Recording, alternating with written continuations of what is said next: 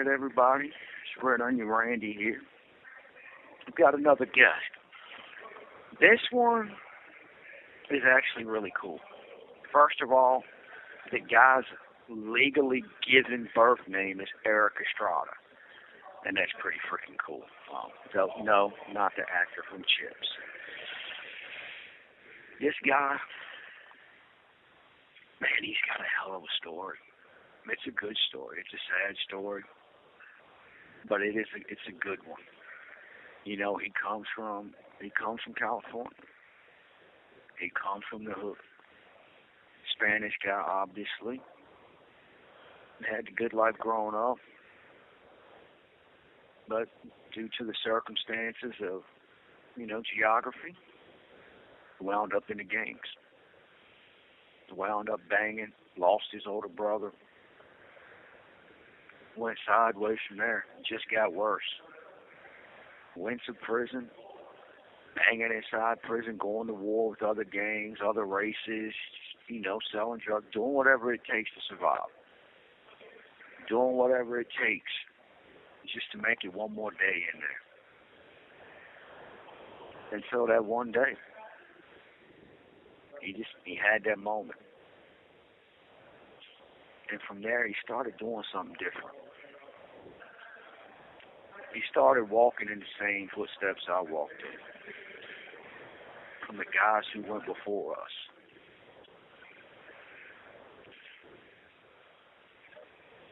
Life is hard, it's messy, and it's a pain in the ass.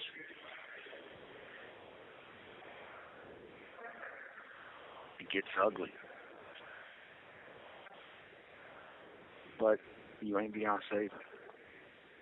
And this right here is another story that proves what I said in the book. You ain't beyond saving. No matter where you come from, no matter your race, no matter your gender, no matter what, you ain't beyond saving. And that's why we got Erick as a guest on our show. Because he grew up a lot of ways similar to me. A lot of the things he's done, I've done. Lived those parallel lives. Me on the East Coast, him on the West Coast. He's got a podcast in prison called Change Talk. And he's trying to do the exact same thing I'm doing. That me and my team have been doing for the last 5, 6 years, whatever it's been.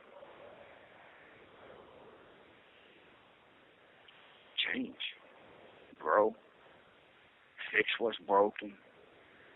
Stop doing the dumb shit we grew up doing.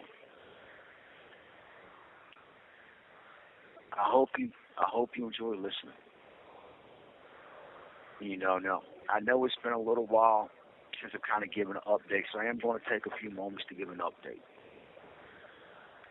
Quite frankly, I'm not really going to go into a lot of details about what's been going on simply because I can't do so. Life has been extremely difficult for the last 2.5 weeks. Got pulled up on by the Bloods. Almost had to go to war with them for something somebody else put me in the middle of. And that's why us doing this episode with Erick, it's perfect timing. It's divine timing because it reminds me of what I'm fighting for. Now, thankfully, that situation, through the grace of God and the strength of God, I was able to get that situation cleared up. They've gone about their business. I'm going about mine. But it just goes to show that, man, life can take a turn because I was doing so good. I mean, things were moving in the right direction. Me and the wife are better than we've ever been. We're the podcast is growing. The books are starting to sell a little bit. Things are looking on the up, and all of a sudden, bam, I get hit with a test right out of nowhere. It humbled me. My pride damn sure took a blow because I had to walk away from something back in the day I never, ever would have walked away from. But that's what it's about. It's about change. It's about talk. Because I was able to talk to the key people involved in this situation and actually calm the situation down. Actually was able to fix the situation to where everybody walks away happy.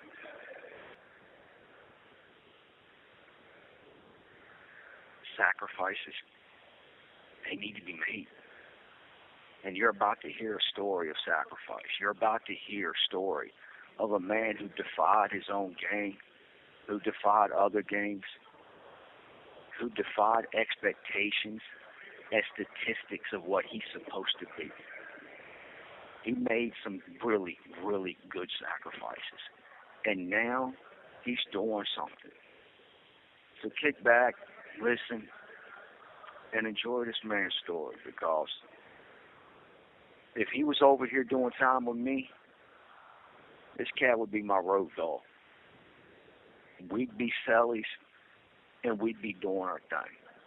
And we would be changing everything around us. You ain't beyond saving. I'm not. Erick ain't. Neither are you.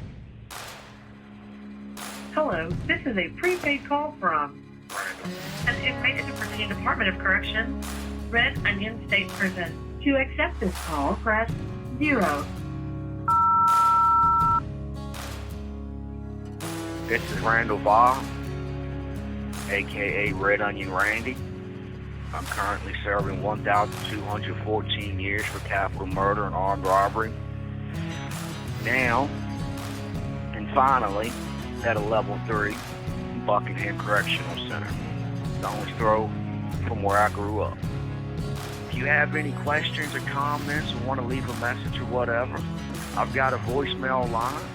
That number is 1-888-524-1932. You can also visit my website, which is new and improved and got different features and whatnot, at www.redonionrandy.com. I hope you do. Let's get started with the podcast.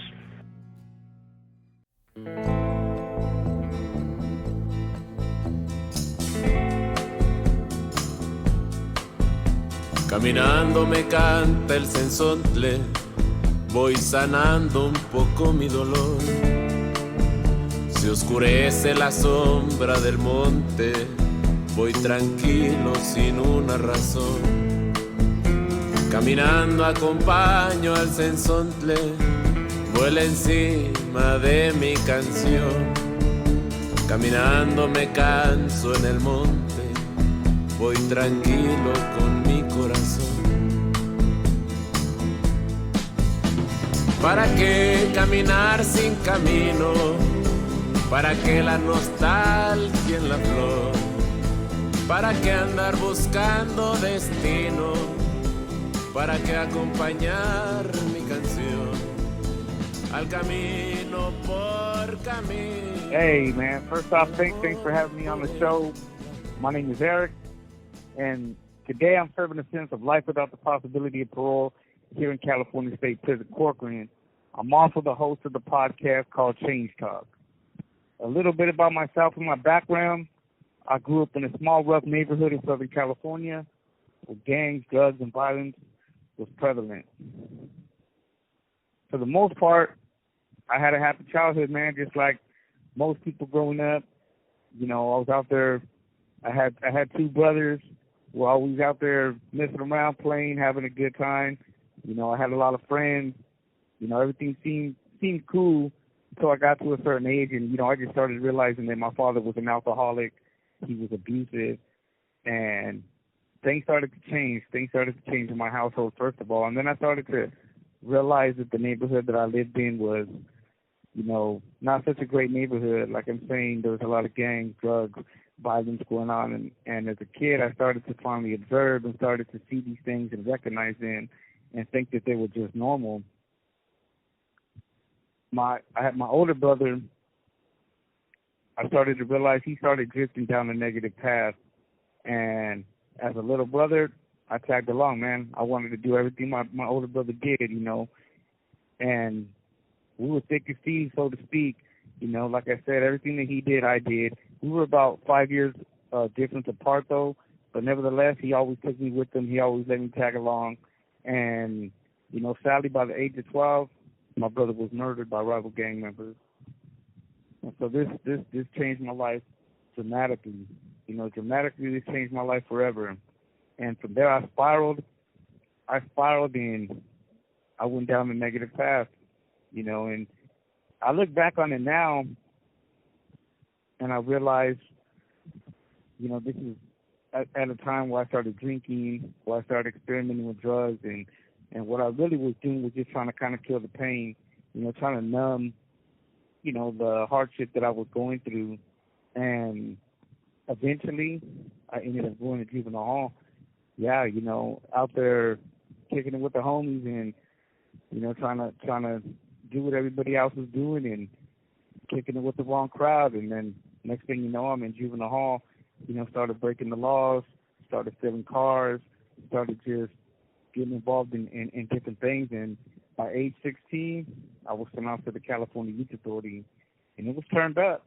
It was turned up right there in the California Youth Authority because, kids can be badasses, man. Kids can be violent. And, you put basically the worst kids from every gang in Southern and Northern California right there in one place, and what do you expect is going to happen? So it was always jumping. It was rocking and rolling.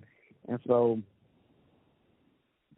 the game that I thought, it was like survival of the fittest. Like, you have to survive, man. You have to make it. And so sometimes that's like by any means necessary. And you already grew up rough, so it just plays in right there too. And you start picking up other bad habits, you could say, right there too. And you start really becoming criminal minded.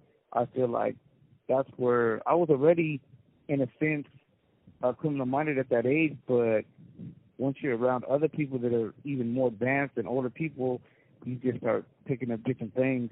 But nevertheless, I got out of the youth authority, and well, I got out, I could say, worse than when I went in, and I continued in that negative lifestyle that was around me, and I was entrenched in it, I was engulfed in it, and eventually I went to prison.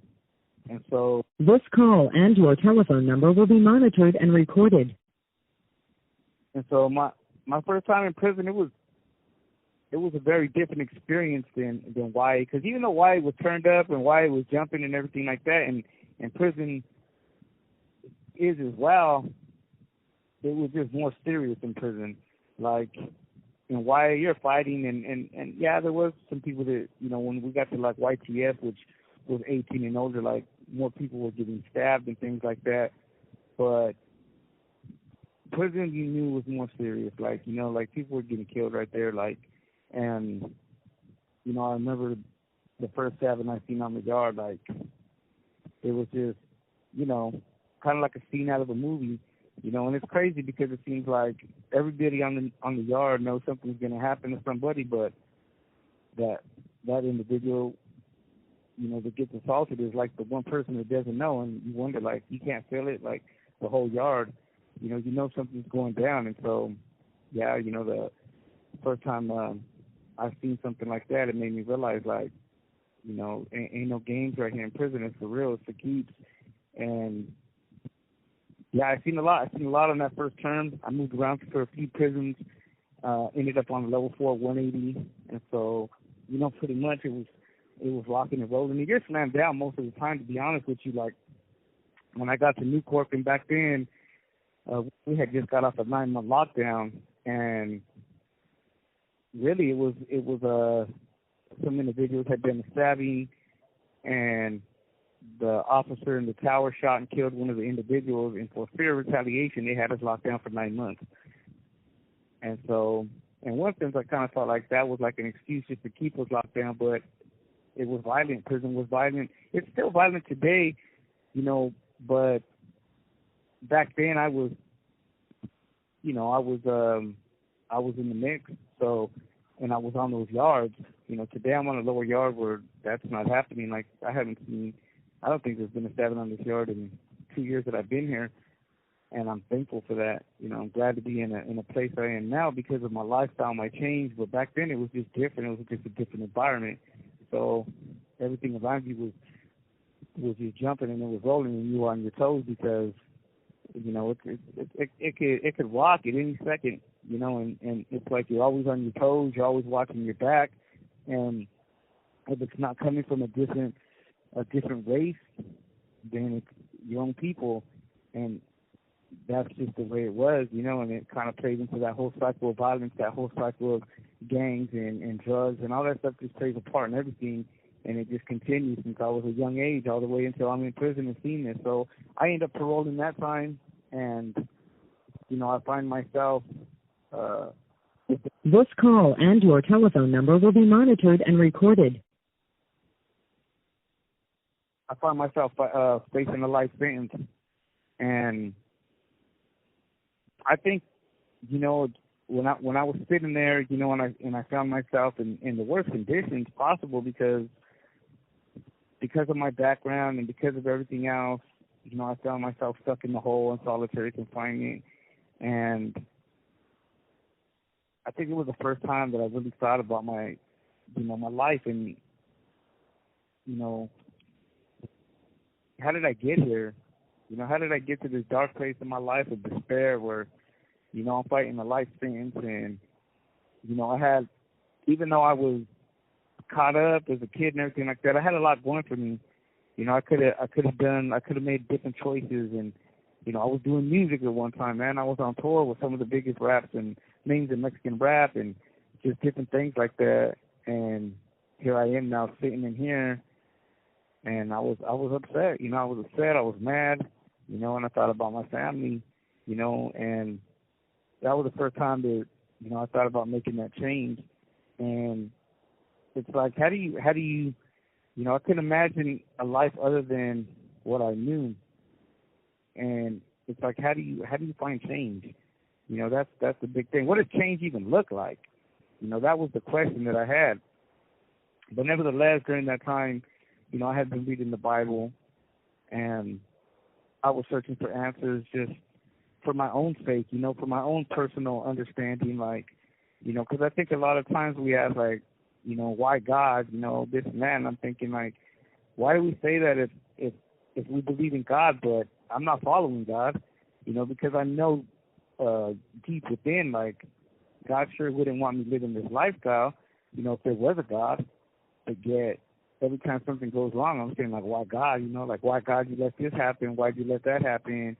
And nevertheless, I just continued reading despite what was going on around me, because it was treacherous too where I was at in the county jail and that solitary confinement, and things were happening all around me too, and so, but I just kept on reading, and then finally I came to a point one day where I said, what, I believed. I believed in Christ. I believed that this was true. And once I believed that, and I believed in God, I knew that, I couldn't be half-stepping, because I thought that if I knew that I should be doing something right and I wasn't, then at some point or another I was going to falter in that lifestyle, and more than likely somebody would capitalize on that, and I'd end up getting myself hurt. So I made that decision to say, what, I'm going to walk away. And that was the hardest decision I had ever done up until that point, because like I said, I felt like it was kind of just walking away from a life that's all I knew. But I believe so much in God that I had to have faith. I had to have faith and just believe that whatever happened, despite my decision, then I was okay with that. I had peace with it, because I knew that, in the same token, maybe somebody might try to get me because of that. Maybe, the homies would feel a certain way, and but it's a trip, because instead of that happening, it was the exact opposite, and that was what surprised me the most, because I was back there with people that were, they were trying to be somebody in that gang lifestyle, and everybody's stuck here in the hole, like this is where everybody goes, and you figure that, they're going to be laughing at you for making that change, but instead they were supportive of it. They were like, man, just walk that path, man, and stay on that path. And since then, I've never looked back. That was 2012, and I continued in it, and it's been a process. But I ended up doing 7 years in solitary confinement altogether, and then I got released in 2016. And so once I got released, it was a level 4. It wasn't a 180, but it was a level 4 yard. And once again, it's still very violent. It's probably more violent this time when I got out because everybody had got released. It was had done 20, 30. Some people had done 40 years in solitary confinement, and so they're all being released out to the yard. And obviously, they kept these people in solitary confinement because many of them were very violent. So obviously, the yard, it got turned up even more. And so, yeah, there was a lot more violence than I had ever seen before, ever in prison. But nevertheless, despite all the violence that was going on, I had already made a choice, and that choice was to follow God. So once I got out the SHU, the security housing unit, I went straight to church.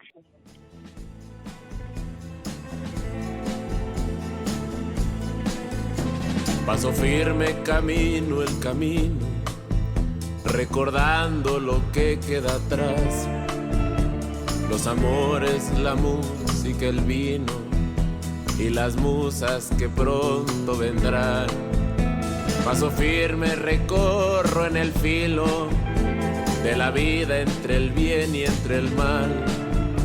Los caminos nos llevan distinto y yo sé que ya no volverás. ¿Para qué caminar el camino? ¿Para qué la nostalgia en la flor? ¿Para qué andar buscando destino? ¿Para qué acompañar mi canción? Al camino por camino y al amor por el amor.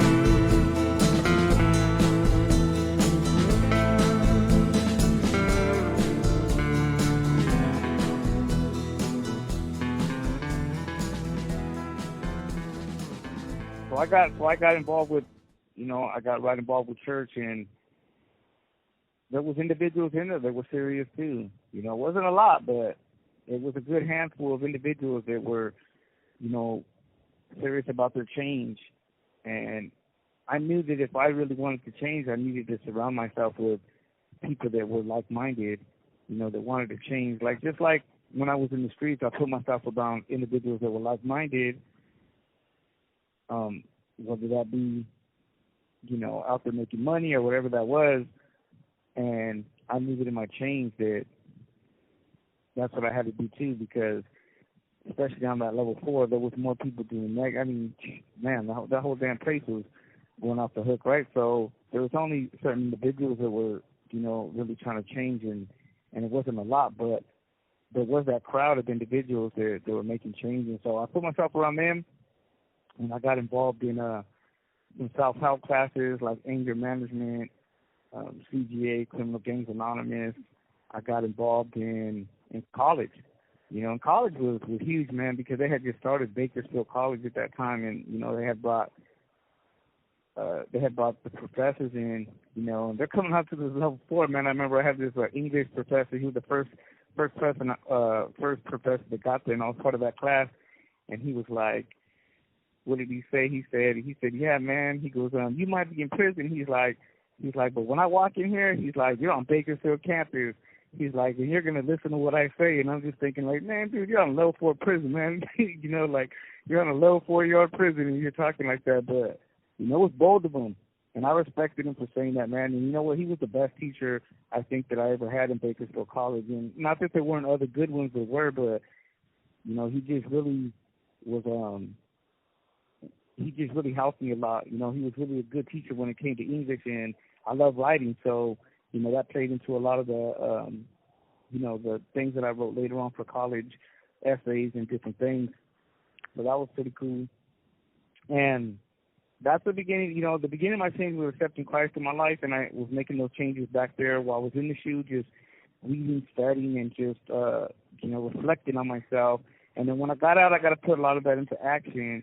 And the difficult part, I think the most difficult part of change for me is just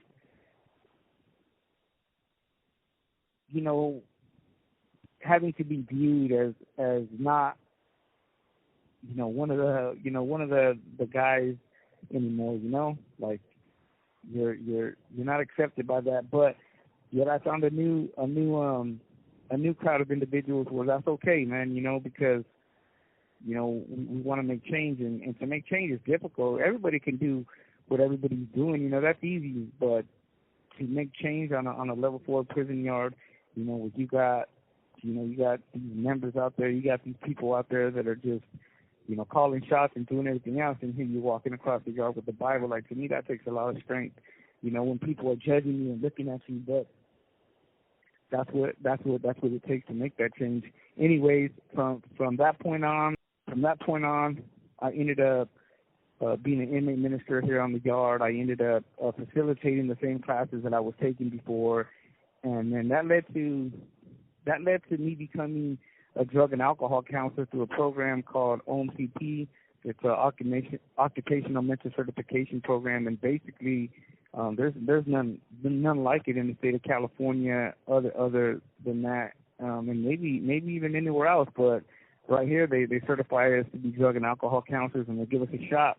And so there was 36,000 applicants that signed up, and there's only a few sites, and there's 36 people they could put in a cohort. And so because I had been doing good and I had been making those choices to do good, I had clean time now for the first time. I had years clean now, and so I got accepted right into the program. And it took a few years because it was through COVID, so it was difficult because we're going on lockdown after lockdown because of COVID now.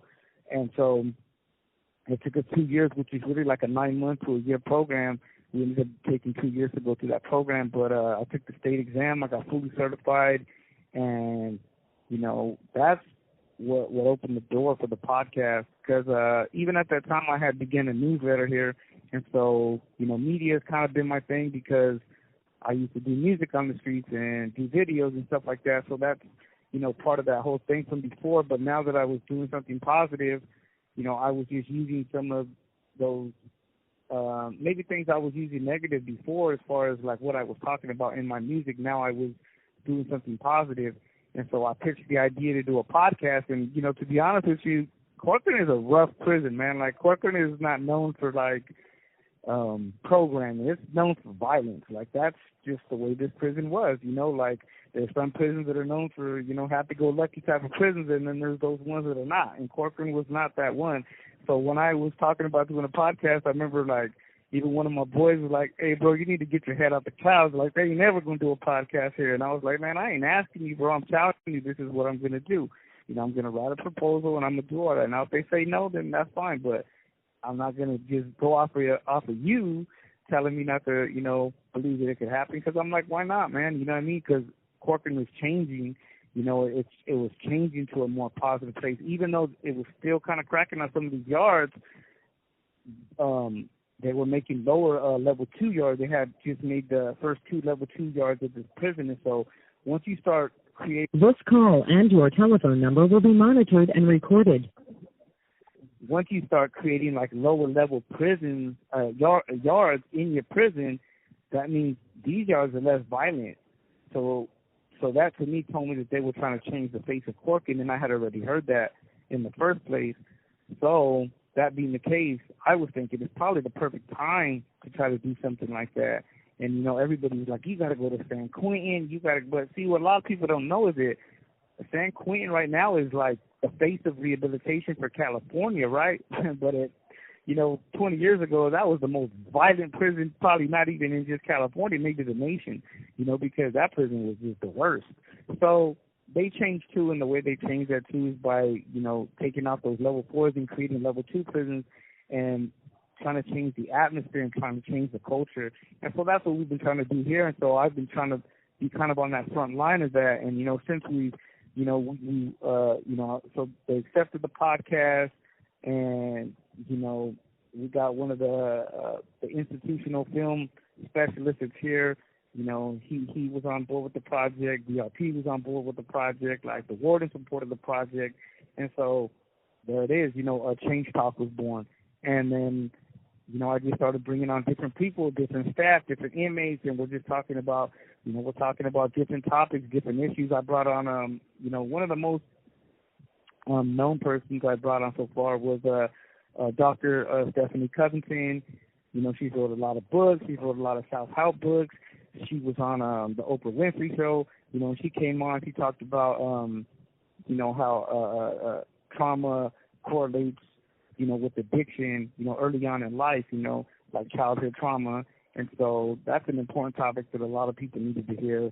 And a lot of people tuned into that. That was good. I brought in, you know, different people to talk about different stuff. I brought on two of the guys that had just got found suitable after 30 years of being in prison.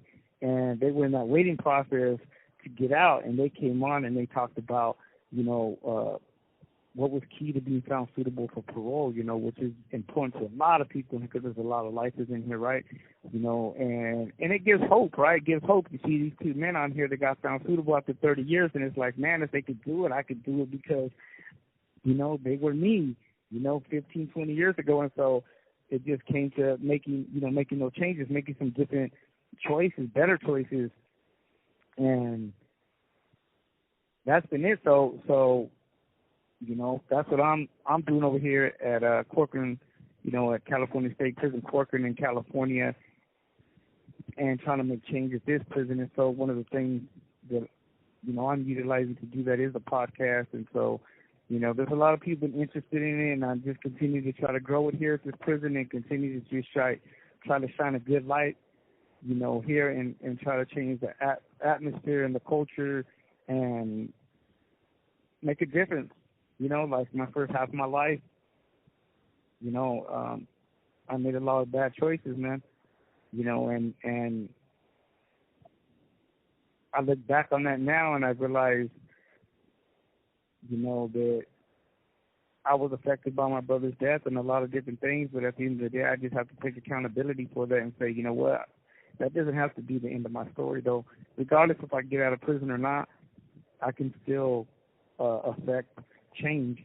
And so, you know, that's what I'm doing. But, you know, anybody that's tuning in today, you know, I thank you for allowing me a chance and allowing me to get on your platform in order to just share my story, you know, my background, and about the Change Talk podcast. And anybody out there that wants to go check it out, you know, my people on the streets, you know, they run my social media out there. And so you can kind of check out just little things I do over the tablet and just hear a little bit about my life story or some of the people I've interviewed through the tablet and just put on there. The actual podcast that I do here, it isn't available to the streets yet because it's inside prison, but it's grown, you know, like we started off and it just was on the institutional channel. That means that the few thousand people here that are at Corcoran, they're able to watch it from the TV sets. And so recently we submitted all the episodes that I've done. We sent them to Sacramento. Sacramento loved it, so it went statewide. So it goes into every prison in California.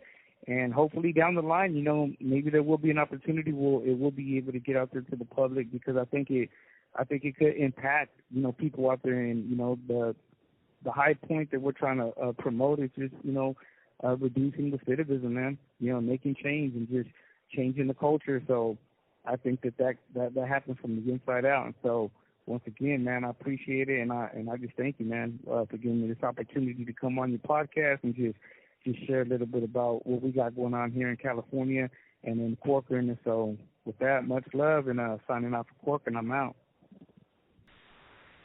All right, that's all the time we have for now. I appreciate you listening to me more than you'll probably ever know. I just want to let you know, don't forget to check out my website, RightOnYouRandy.com. And for those of you who want to hear more, or you want to listen to the episodes commercial-free, or hear me and my editor discuss a little bit further into the episodes, please go to Patreon, join me, support me. It's only $5 a month. And also, I want to just let y'all know that I have 4 books out now. I have 2 children's books. Also, I have the cookbook out, You're Going to Eat That. And book I'm extremely proud of that me and my editor, Michael, worked really hard on. You Ain't Beyond Saving. Please go and check this book out. Look, it's not, for me, it's not about the money. I genuinely believe you're going to love this book. I genuinely believe this book will help you. Everyone who has gotten it and read it so far raves about it. And as a matter of fact, I might actually get them to maybe review it for me on here or something. We'll see. But all you have to do is go to Amazon, type in Randall Via, Randall Via, and those 4 books will pop up. They will pop up. Please check them out. It's something that I'm proud of. It's something that has a lot of meaning to me because for a long time, books were my only friend. I've always dreamed of being a published author, and now I've published 4. With more on the way. So please, do yourself a favor. Get You Ain't Beyond Saving. You know, the other 3, I'll leave it up to your taste and desires, but I really, really think you should get You Ain't Beyond Saving. That one it's a great book, and it really will help you. Thank you. I appreciate y'all's support.